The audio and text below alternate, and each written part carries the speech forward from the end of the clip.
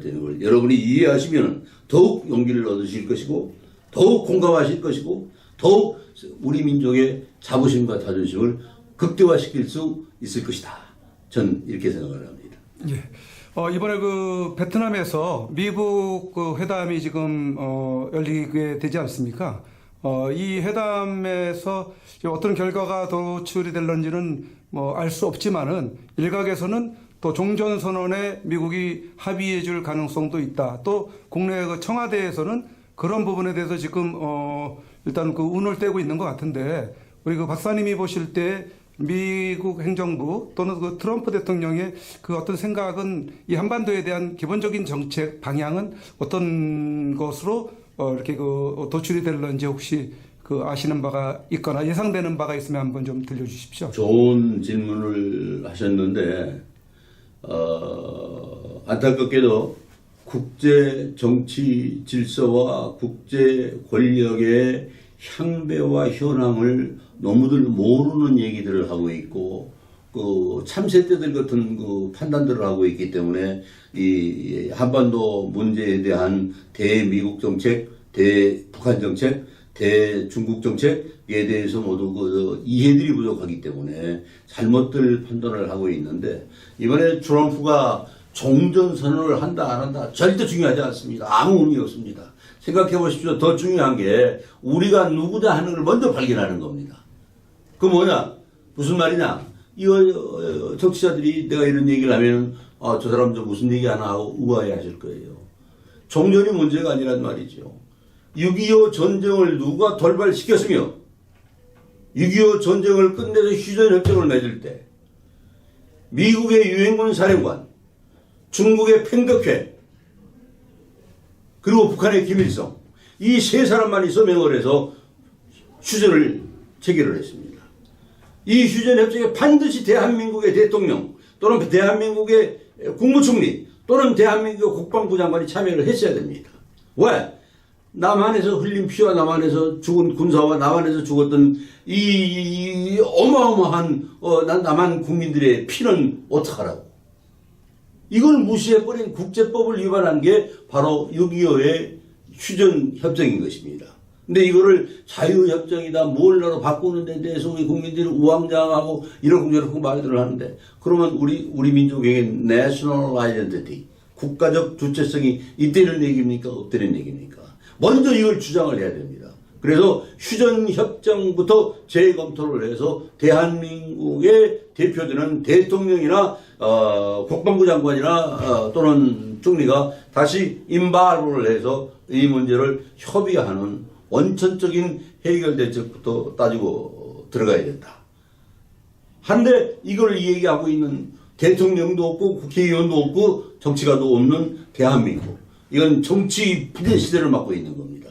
이래서 저희들은 해외에서 이 정치적 자원들인 정치인들에게 이런 걸 계몽하고 좀 가르치려고 지금 우리 김해창 박사는 inner cultural leadership이라는 리더십 공부를 시키려고 지금 우리가 준비를 하고 있고 여기서 교육되어진 인재들이 새로운 휴전 정책, 새로운 종전 정책, 새로운 통일 정책으로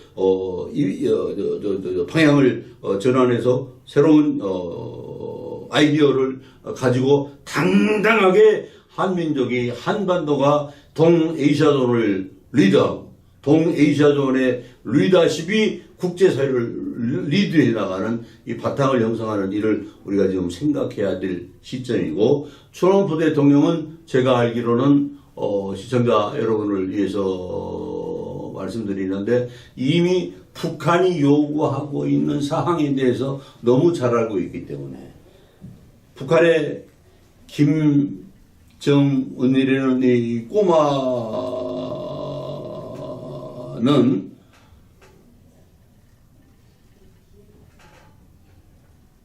미국, 중국, 소련, 그 다음에 북한 이 4대 국가가 세계 최대의 핵 강국이라는 것을 인정해달라고 요구하고 있는 겁니다. 그러니까 북한이 ICBM 대륙간 탄도미사일을 확보했다는 걸 미국 자체가 선언만 해주면 우리는 세계 4대 핵강국이 된다. 그렇다면 세계 4대 핵강국 중에 하나인데 다른 226개 국가들은 핵이 없고 자기네만 그 4개 강국에 들어갔는데 누가 감히 까불어 하고 그때부터 자기네들이 이니셔티브를 가지고 이 문제를 끌고 가려고 야욕을 부리고 있는 걸 트럼프 대통령이 220개라는 국제사회를 컨트롤하고 있는 소위 팩스 아메리카나의 그 대통령인데 그걸 모르겠습니까? 그래서 이번에 하노이 회담의 conclusion 이거는 저 친구가 그 요구하는 4대 핵강국에 대한 인정선언을 해주는 척하면서 하지 않고 시간을 끌면서 미국이 가질 수 있는 이니셔티브만 확보해 나가는 걸로 회담을 끝낼 겁니다. 아, 네.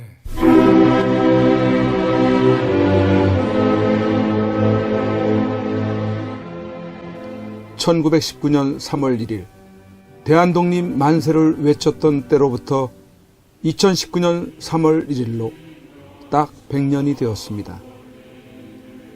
이제 우리는 대한독립 만세를 다시 외쳐야만 하는 어처구니 없는 지경에 놓여 있습니다.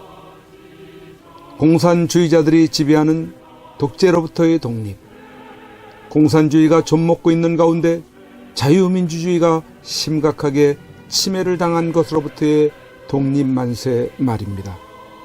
이런 가운데 우리가 기억해야 할 사람 한 분, 박근혜 대통령.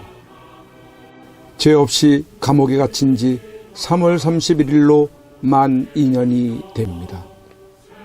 죄 없는 여성 대통령이 힘없이 끌려가 갇히게 된 것에 대해 많은 국민들이 죄책감을 느끼고 있습니다.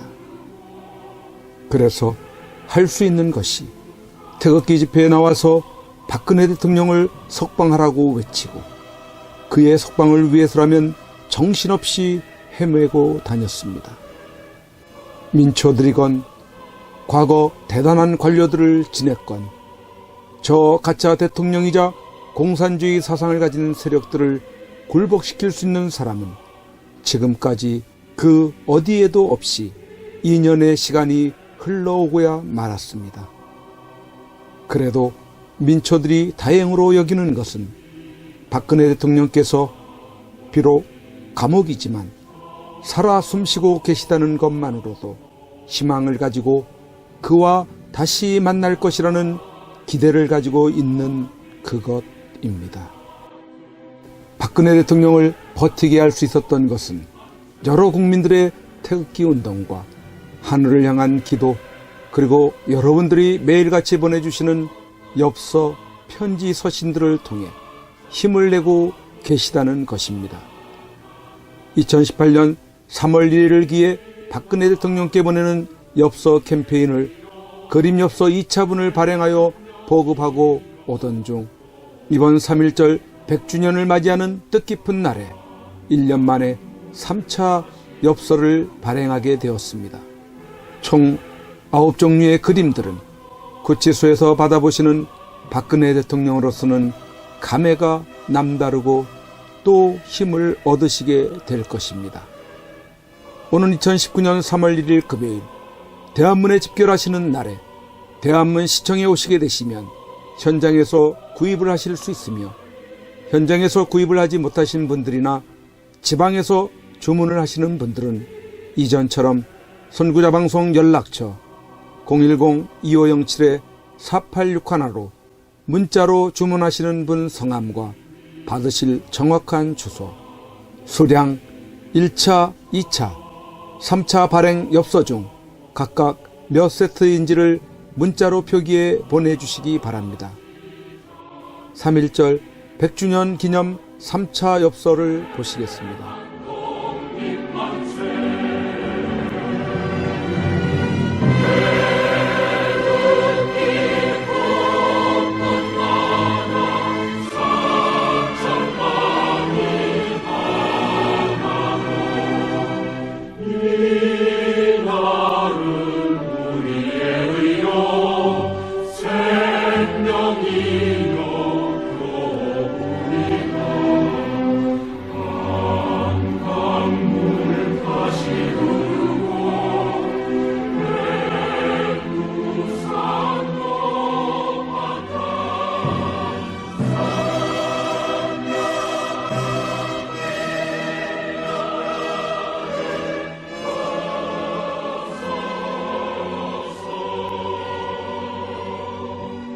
박근혜 대통령님이 복귀하시는 그날까지 선구자 방송의 엽서 보내기 운동은 계속됩니다.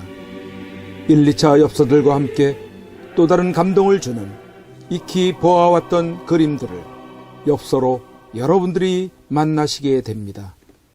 그동안 많이 참여하셔서 매주마다 많게는 천여통의 엽서 편지들을 통해 세상 소식도 아시게 되시고, 여러분들이 보내주시는 엽서 편지들은 다 읽어보시고 간직하고 계신다고 합니다. 계속해서 엽서 편지 보내기에 동참을 해주시고, 아직까지 이러한 내용을 모르시는 주위의 많은 분들에게도 알려주셔서 참여하실 수 있도록 해주시면 감사하겠습니다. 3.1절에 대한문 시청에 나오시는 분들은 행사 진행 텐트 쪽에 오셔서 선구자 방송 엽서 코너로 찾아오셔서 구매하시기 바랍니다.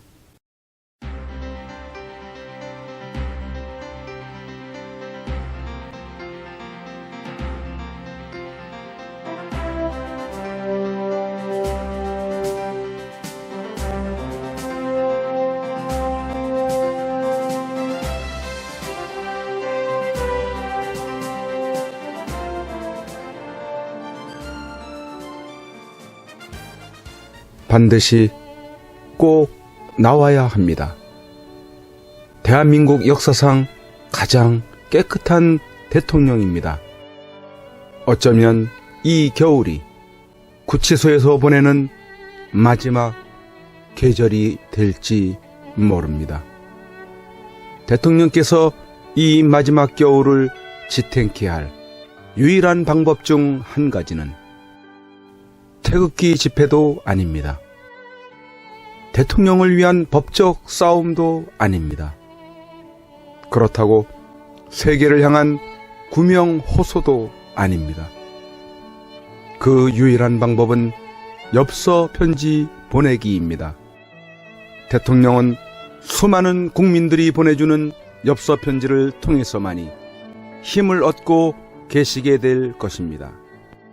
그 엽서 편지들은 대통령을 더욱 강하게 할, 그리고 국민을 위해서 자신이 살아남아야 한다는 이유들을 발견하실 것이기 때문입니다. 여러분 함께해 주십시오. 이 겨울을 넉넉히 견디시게 할 여러분들의 따뜻한 격려와 위로의 마음이 전달되게 해 주십시오.